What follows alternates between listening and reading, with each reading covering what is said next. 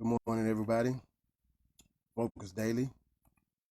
As usual, I begin each show by giving all praise due to the Most High and His Son, Jesus Christ.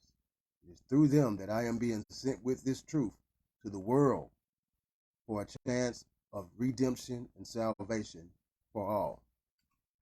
Okay, well, we're going to go a little bit deeper into these military research bases. So, in the late 1800s, the prison industrial complex began to take off. Suddenly, prison became a profitable investment for the banking industries, the banking giants, and the company itself.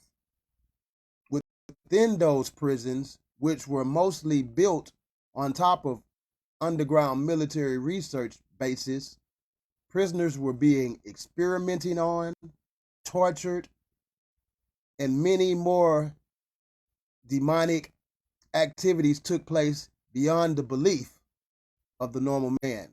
Today we're just going to skim the surface on a couple of those events that took place. Everybody buckle up and prepare themselves to Focus Daily. Let's get to it.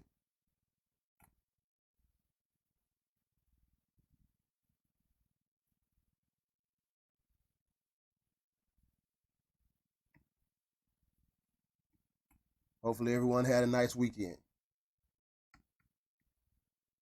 Okay, first off, we're going to get to a book entitled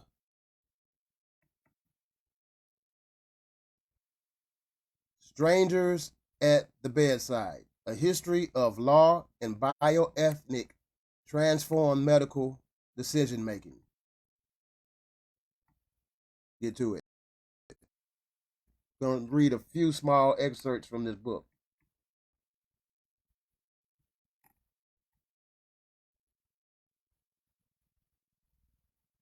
All right, here we go. Until World War II, the research enterprise was typically small scale and intimate, guided by an ethnic consistent with community expectations. Most research was a cottage industry. A few physicians working alone carried out experiments on themselves, their families, and immediate neighbors. Moreover, the research was almost always therapeutic in intent. That is, the subject stood to benefit directly if the experiments were successful. Under these circumstances, the ethnic human investigation did not command much attention. A few scientists like Claude Bernard and Louis Pasteur set forth especially thoughtful and elegant analyses. But for the most part, the small scale and potentially therapeutic character of the research seemed protection enough, and researchers were left to their own conscience, with almost no effort to police them. To be sure, not everyone's behavior matched the standards and lived up to expectations. By the 1890s, even more frequently in the opening decades of the 20th century, some investigators could not resist experimenting on unknown and unknowing populations, particularly inmates of orphanages and state schools for the retarded, but at least before World War II, such practices were relevantly infrequent. See, you have to be able to read between the lines, people, and have discernment. This is a slight introduction to the crimes that were being perpetrated upon many people, but mostly the Afro-Americans. Let's look into a little bit more of this. This article, CBS8.com, AP Impact, Ugly Medical Experiments Uncovered. Shocking as it may seem, U.S. government doctors once thought it was fine to experiment on disabled people and prison inmates. Get to it. Atlanta AP. Shocking as it may seem, U.S. government doctors once thought it was fine to experiment on disabled people and prison inmates. Such experiments including giving hepatitis to mental patients in Connecticut, squirting a pandemic flu virus, sounds familiar, up the noses. Squirting a pandemic flu virus up the noses of prisoners in Maryland to chronically ill people at New York Hospital.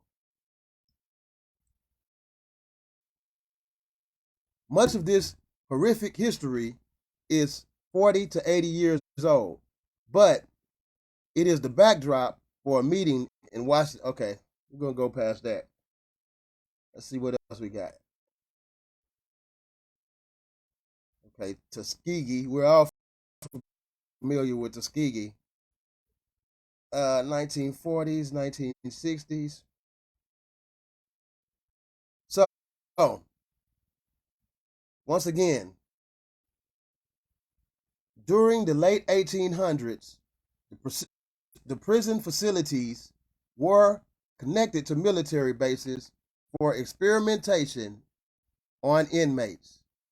And what I'm doing right now is just trying to provide as much of their own evidence as I can to present this case. Okay, let's try something else. I got more for you.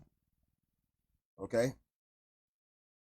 How black prison inmates in Philadelphia were turned into human guinea pigs. A memoir.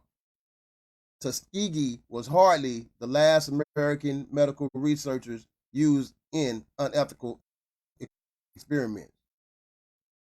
It was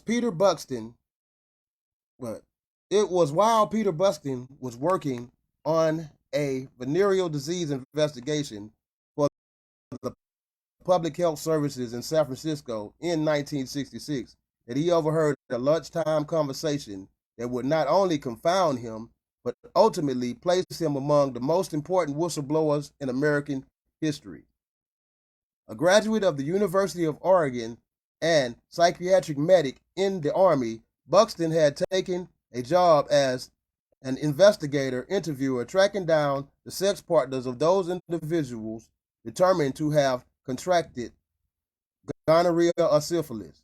Returning to the coffee room of the clinic at 33 Hunt after lunch one day, he heard senior officers tell two nurses of a strange story concerning a severely ill man in Alabama who had been taken by his family to a private physician for treatment. The doctor recognized the symptoms as tertiary syphilis and gave the man a shot of penicillin. After the visit, however, local PHS officials came down hard on the physician. They informed him that this man was a special clinical investigation and should not have been treated.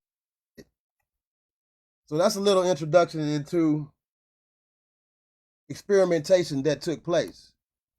Now, right now, we're going to go over here to Wikipedia and read a little bit more, then we're going to let y'all get out of here. Unethical human experimentation in the United States. Numerous experiments were performed on human test subjects in the United States are considered unethical because they are illegally performed or they are performed without the knowledge, consent, or informed consent of the test subject. Such tests have been performed throughout American history, but some of them are ongoing. The experiments include the exposure of humans to many chemical and biological weapons, including infections with deadly or debilitating diseases, human radiation experiments, injections of toxic and radioactive chemicals, surgical experiments, interrogation and torture experiments, tests which involve mind-altering substances, and a wide variety of other experiments. Many of these tests are performed on children, the sick, and mentally disabled individuals, often under the guise of medical treatment. In many states, a large portion of the subjects were poor, racial minorities, or prisoners.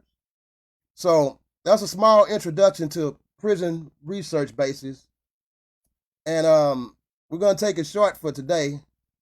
But until next time, Focus Daily.